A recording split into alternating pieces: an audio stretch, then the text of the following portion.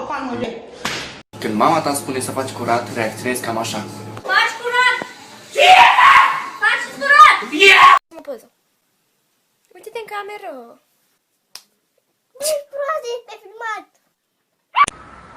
Prietene, ești o țigare? Nu, chiar nu am. Sinaș, dau un foc ai? Mami, vezi că mă duc pe afară. Cu prietenii? Nu, mami. Cu dușmani.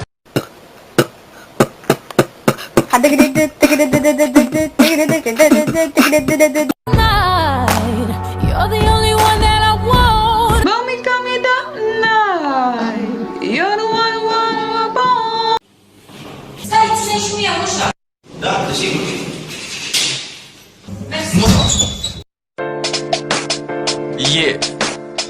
O să spun. Fumezi în pizda, mătii. Stai, ia pornește din nou.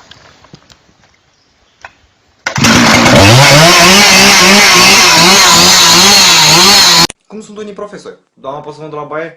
Ce să faci la baie?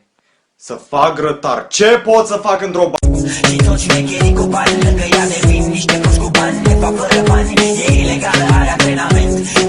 Tu, nu o să primești niciun mărțișor astăzi. A, nu fi rău, mă, du-te în pi...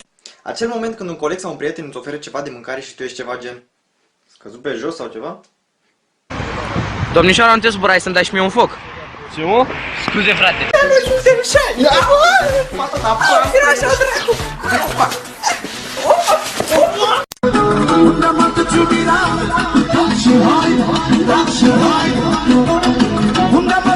De azi merg la sală!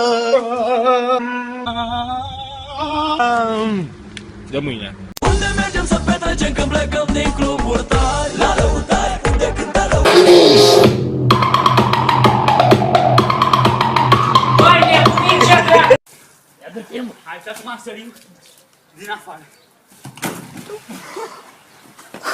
Cum e noul tău iubit? E fată, are BMW, o vilă cu piscină, mi-a de toate. Așa la fizic, cum arată? Nu știu că nu prea m-am uitat la fizic.